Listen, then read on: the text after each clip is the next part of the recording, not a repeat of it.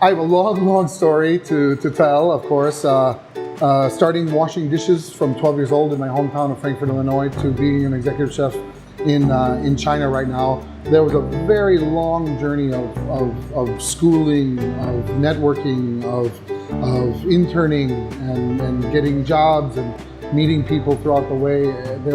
I've worked in 7 countries. There's a lot of internal stories in between, but what it comes down to is persistence and a never-ending desire to travel and see more. When I was at Joliet Junior College, the convenience of being so close to Frankfurt, of course, and still being able to work and make money to support my funds, I needed to have that kind of connection. We were told one thing when we graduated, or right before we graduated, was this certificate only guarantees that you don't have to wash dishes anymore. When I graduated JJC, I was already downtown Chicago as a pastry chef, and I already had about 5 or 6 years working in the culinary field. So I was already that one step up opposed to some other students of mine who had to start pretty much at the base level. I would definitely say that cooks are the same in every country, which is hard to believe, but it's true. There's something in the oil or the kitchen smoke that we inhale that just makes us similar. Working overseas, I definitely had challenges throughout many years. I still do to this day. No matter how long you've stayed in a place, you still wake up with challenges. Language, of course, is the #1 communication.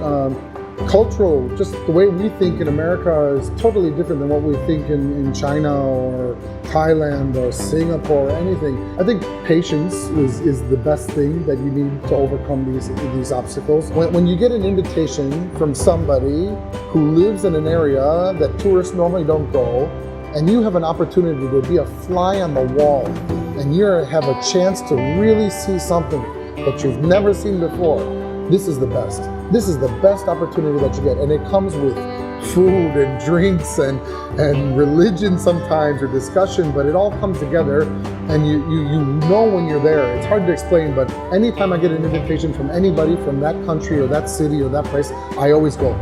I always go because that's going to be the most richest part of any vacation or any experience I ever could have. I think language is important in any country to not so much to further your career, but further yourself. If I wanted to study Spanish or Mexican food, for example, it would be beneficial to learn Spanish to learn more and in-depth knowledge of that cuisine. Chinese for that matter, Thai for that matter, German for that matter. You get more information. I've worked in a German kitchen speaking Spanish to an Argentinian guy next to me. And if I didn't do that, know that from Chicago, we would have had such a good time. Of course, we learned German on top of that, so we could still converse, but when we wanted to talk bad about our coworkers, we'd speak in Spanish, nobody understood us. Speaking Thai, I've been able to go deeper into the cuisine. I consider Thai as a very good, one of the cuisines that I'm very well versed in because I could speak the language. We all don't think the same personally, but as a kitchen, we can kind of come together with food, and food is our main focus. Never stop learning and never stop being a student. Always strive for that next level of continuing education. Say, I don't know sometimes, you learn more.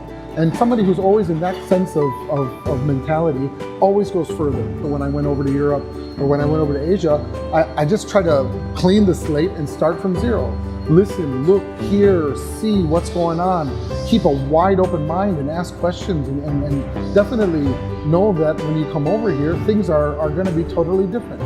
Different measurements, different size paper, different shoes, different hair, different soap, different tools, different everything, cooking methods, anything you name it, it's all different.